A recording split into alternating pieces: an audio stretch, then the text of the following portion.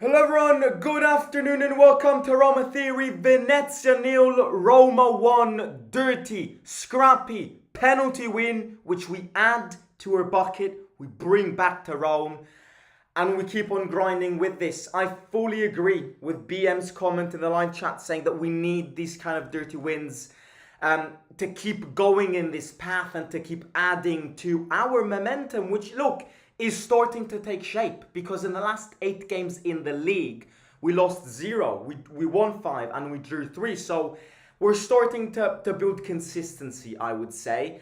And these wins in these tough pitches, under the rain, in these, in these little stadiums against these teams which need to save themselves to not get relegated at the end of the day, or probably the most important wins. So look, it wasn't a spectacular performance, it wasn't a spectacular game, it wasn't a spectacular win, but I take these wins. And at the end of the day, it's the result. At the end of the day, it's the result which we look at and we take, and it's not the performance. So I'm not complaining. We had to win today, and I was skeptical in my match preview because I wasn't convinced that we were going to, in the first place, get 3 points today. And number 2, I was not expecting Ranieri to pick this predicted 11, considering the fact that on Thursday we do have a very complicated game in the Europa League in Portugal against Porto. So I am satisfied with this win. I think this win will help us, especially in the league, where now we've got another away game next Sunday in Parma, and then we're bringing it back at home.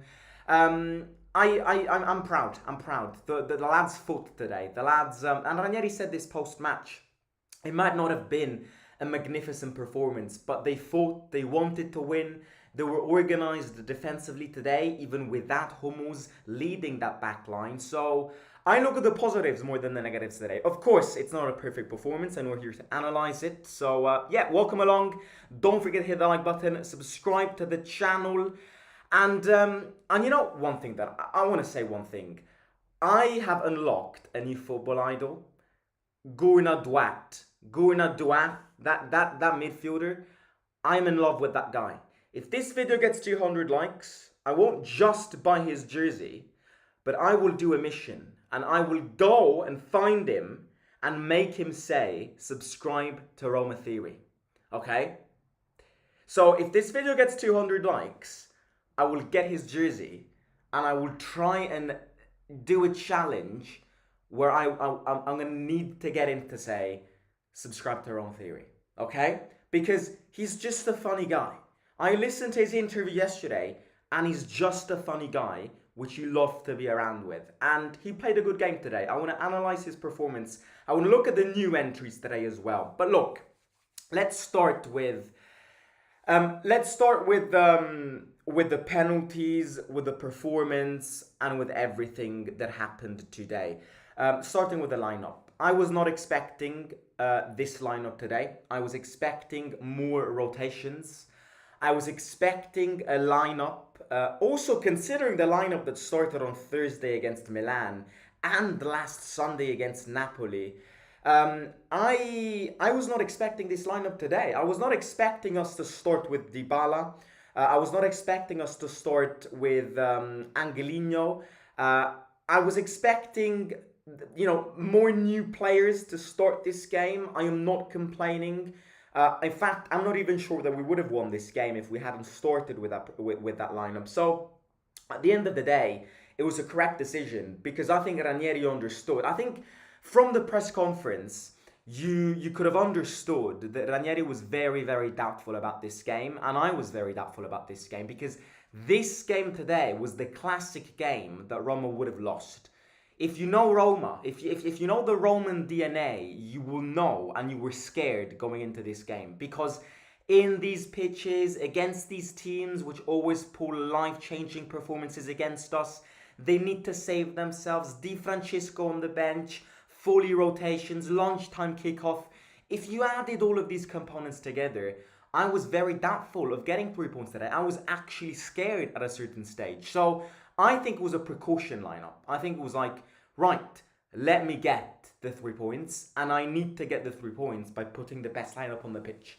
because otherwise we're not going to get them. It was a very tough ground today. It was a very tough ground today. It was raining like hell. It was a muddy ground, slippery. That referee blew every single foul in the game. It was a very physical, slow, and interrupted game, which is why we won 1-0.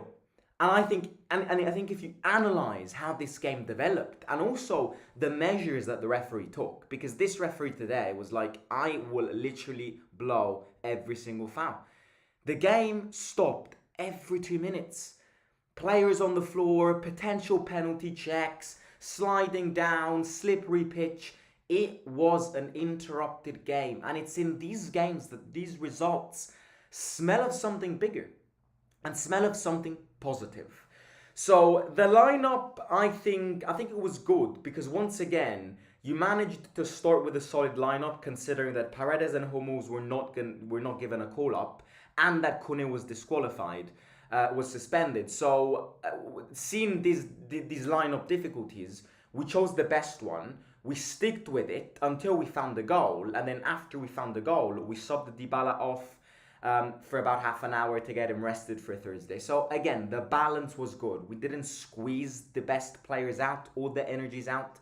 We also rotated, put Baldanzi in for Dybala, played 30 minutes in preparation for Thursday's game. So I'm very happy. I think decision-wise, Ranieri got it right today. However, you know me, I always say this, and I'm going to repeat it again because it's something that I just don't want to see on the pitch again. Çelik. I don't want to see Çelik on a football pitch anymore. We signed a central defender. We literally signed a central defender in the January market, and we are insisting in starting Çelik. I don't get this. He might not be ready, I agree. But Çelik is a liability. And a defense line with Çelik in it, in a back three, is way too disorganized. And you know what I'm about to say here? Mancini today was one of my man of the matches. Because Mancini today managed to keep that defense line organized without Hummels in it and with Çelik in a back three, which does more damage than hail. And I'll tell you another thing. That Mancini closure at the end of the game, that header that he headed away, that was a perfect cross from Venezia coming in, and Mancini intercepted it perfectly. If it wasn't for that interception, this game would have ended 1-1. Mancini had a good one today. And it's not frequent that I say that Mancini stands out, because he's a player that either plays below average or either has a good game but nothing special. Today, I think he stood out. And I think he kept that defense line going for 90 minutes. Because it wasn't a bad defense line. We didn't concede a goal away from home. So props to him, because I think he played well today. Going on to the penalty, there were a lot of penalty doubts today. Di Francesco post-match said that ours is a penalty, a modern penalty. I don't get it. I don't get it. How is that not a penalty? And again, I'm not attacking Di Francesco. Everyone is entitled to their own opinion. Of course, he lost a game. He won't be happy. He was fuming. He was salty. But how can you say that is not a penalty? He stomped on Angelino's foot. Angelino again won us the game today, because yes, Dybala, wonderful penalty, but it's Angelino who decides it. And it's Angelino who basically sets up the winning action. So Angelino, I would actually argue that Angelino, at time of speaking, is the most on-form player in our squad. Because he's being very, very utilized on a tactical point of view, also in a more offensive position, with his crosses, with his touches, and with his interception going into the box. So good from Angelino. Now, looking at I must say, they were very weak up front. I thought that they were going to score a goal, because I did not expect us to start with their starting formation. But they were very poor in attack. They were very, very poor. They were very lackluster up front. They were very confused. They didn't have they didn't have a direct tactical path that they followed. They just put the ball in the box and hoped that something happened. And I'll say another thing. That that view today, I'm not sure if we looked at the same camera angles today, but the camera angle in that stadium needs to be checked. How can you possibly watch a football game where the camera angle was literally tilted? I had no idea what was happening in the box whenever we attacked or whenever they attacked. It was a total mess. The cameraman today sacked the man because it was like watching a tennis game today. Yeah. The problem with our team today, which in my opinion is also the reason why we only won 1-0, is Cristante. And this is not a Cristante hate rant, but this is me saying that a midfield with Cristante in it does not serve our attackers. That a midfield with Cristante in it is just not connected to our attackers. It simply isn't. And it's why we struggled so much to create chances today. Because a midfield with Cristante in it is not linear to the attack. They just don't connect well. Which is why if you get Paredes and Kone out, or one of them out, it's much harder for the attackers to score. Because, and I also think it's due to the fact that he hasn't played many games this season, that he's lost the rhythm. Because don't forget, Cristante before the last injury basically played every game over the last 3 years. I also think this not playing for the last 3 months has killed the rhythm, because today he had another stinker. And again, I'm not trying to repeat and always attack him, but you can't tell me he had a good game. He had a very bad game today. And moving on to Gourna Douat, which I'm going to warn you, I will, the majority of times I'll defend this guy because he's one of those players which you just can't hate. He played a good game today. Personality is what I admire from that guy. Personality, I would say. And the only mistake that he made today, which to be honest with you is a mistake that I have read people say, it's not a mistake. It's the fact that he's still not mature, like Pizzilli. I've read many people saying that he's a player who, as of now, at 20 years of age, gets a lot of yellow cards because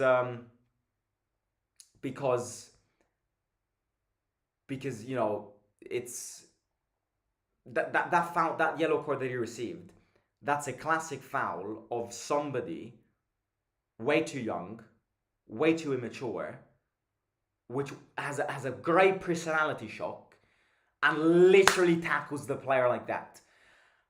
And I think if he grows, learns, because he will learn this, if he starts developing, evolving and learning that he needs to wait instead of, you know, going direct for the legs, then he is going to become a very interesting player because he's got a great personality. It's not many times that I have seen a young player like him step up 48 hours we signed him, starting in a game, which was always going to be a complicated game today, and control the midfield pretty well. So I am very interested in him, and I am gutted that we haven't inserted him in the UEFA list, because of course we had other priorities, and I fully understand that we needed to put other players in the UEFA list. I'm gutted not to see him in the UEFA list because he would have helped. He is somebody who will give Kone a lot of rest time whenever Kone needs it. And remember, Kone has played every game up to now, so he will need to rest some games. And yeah, so I've liked his game today. Nelson didn't get subbed in too badly, and then we have the new guy that didn't play today. So yeah. Right, let me read a few comments and then we will speak about a few more things. We need these kind of dirty wins, I agree. Venezia with 3 wins this year, looking like prime Barcelona for a lot of this game. How did they keep possession like 11 Messis? Like mosquitoes you can't swat away. I agree, I think possession-wise they weren't too bad, but they genuinely had no clue how to score. And that's kind of the problem with Di Francesco. I can't blame Di Francesco. Venezia don't have quality. And they've also sold their biggest players. So, look, Di Francesco always needs miracles to save his teams, but Venezia lack quality, man. They really do. Um, like I never feel like Venezia was. I never feel like I never got the impression in today's game that they were going to score a goal. But I rather got the impression that whenever they attacked, it was us who would have fucked it up. Also because of the camera angle and me not seeing what was actually going on in the box because it was such a weird camera angle. Like I always got the impression that if they scored a goal, it because we gave it away or a penalty or something. They weren't that threatening up front. It may not have been pretty, but it goes in the win column. On to the next. Indeed, and we've got an interesting slot of games because with this one, we've got three away games. What do you call it? Like attached to game away games. Venezia away today, and we got 3 points. Porto on Thursday, and Parma away next Sunday. So 3 games. If we can win them all three, it would be amazing. Of course, Thursday's one is going to be complicated, but I'm very looking forward to it. I can't wait. I'll take the 3, but damn, what an awful performance. Roma has to start bossing lesser opponents if they ever want to make top 4 again. I think the worrying thing here is not this performance. I think the worrying thing is that in the last away games, as far as I'm aware, we've never actually constructed a goal. Because if you date back to the Bologna game, Salamakers scored that goal, which yes, wasn't a set piece, but to be honest with you, the goalkeeper made a mistake. That goal would have never gone in with any other goalkeeper. So it was a lucky goal. It wasn't a constructed goal. And then Dovbyk scored a penalty. And then in Udine, 2 penalties. And then today a penalty. We are lucky. It's a time of the year that we are lucky and we can't go against this. If it's a penalty, it's a penalty. But we need to start scoring in other ways, because if it wasn't for that penalty today, it would have been another game where we wouldn't have won. So I get your point, but I also tend to believe that sometimes these wins are much needed. Because these wins are personality wins. And even if we didn't create much today, the personality, as I said before, in a wet pitch, in a muddy pitch, you need these wins. Maybe not every time, but sometimes to keep your momentum going. You will find these heavy pitches and you will need to win in a dirty way. Do you watch the UFS? No. Yeah, Pizzilli did miss a big chance.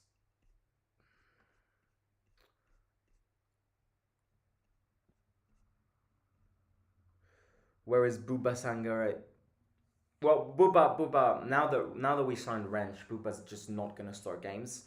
Saud also hasn't played much lately. Yeah. So, Simo, be fair, if you criticize Cristante, you must also criticize Pellegrini. No bias. Pellegrini didn't even play today. Like, you see, this is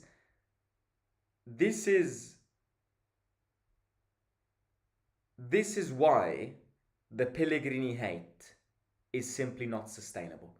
Pellegrini did not play 1 minute today, and I'm being asked to criticize him. Like that, you can tell you're just there to hate. I've criticized Pellegrini, and I am the first one to say that this summer he needs to leave. But because Cristante played a game, and I've criticized him, I also need to criticize Pellegrini, who didn't even play 1 minute today. And I actually think the fact that he didn't play 1 minute today is a very strong message. Is a very strong message coming from Ranieri to him, which is step the fuck up. Because if Pellegrini isn't even playing 1 minute against Venezia, against Milan, did he play against Milan? Or did he get subbed in against Milan? In the last home game against Napoli, he didn't play. Ranieri sending messages to Pellegrini. Ranieri, can we say that he's given up on Pellegrini? I don't know. Pellegrini is not having a good season. But the comment there is simply why the Pellegrini hate is not sustainable. Because it's more than football hate. It's more than football criticism. Let's criticize Pellegrini because he hasn't played 1 minute. Well, yeah, let's criticize him. I don't care. Let's criticize him. Because he's the captain, because he is Italian, because he is the weakest captain in Roman history. Like, that comment is using Pellegrini as a scapegoat. Perfect definition of this phrase. It can't get more ridiculous than this. It really can't. We have no clue how to score either. Only 13 shots with 5 on target. Yeah. The only player that has any top level skills is Dybala, and since he has to drop back to help in defense, he is not able to get in dangerous positions up front. That's a good point. That's a good point indeed. As a Saudi, I really missed watching Saud. Is there a problem with Ranieri and Saud? I don't think Ranieri likes Saud. Can we make a Europa League spot? No, we won't. I mean, we won't make it. Via the league, we won't make it. We just won't make it. I'm going to look at the league table in a second. Let me just read these. Roma won today because there were no ex-Roma players in the Venezia line. Well, Di Francesco was going to score today. Somebody stop him.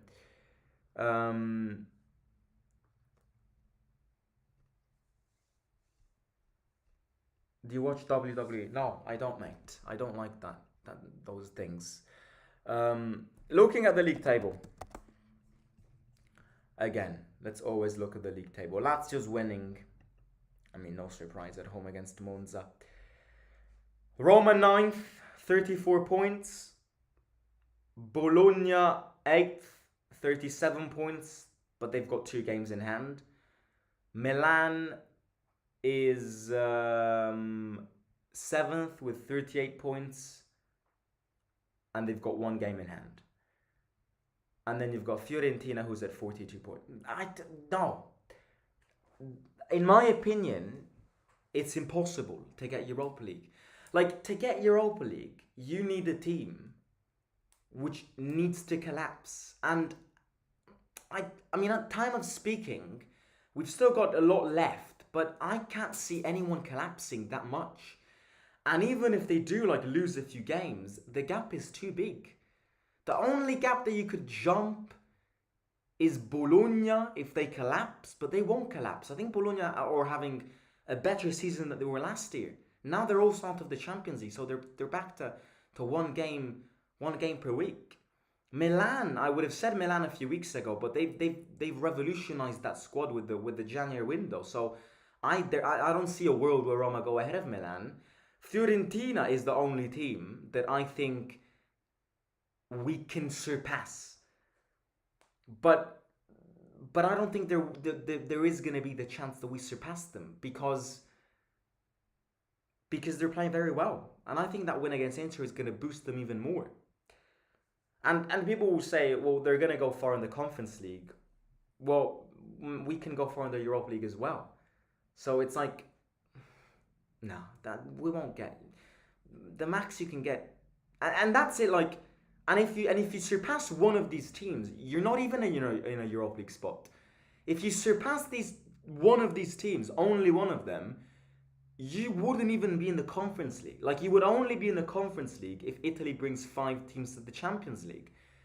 So in a world where Italy doesn't bring 5 teams in the Champions League, you would need to surpass 2 of these teams to be in the Conference League.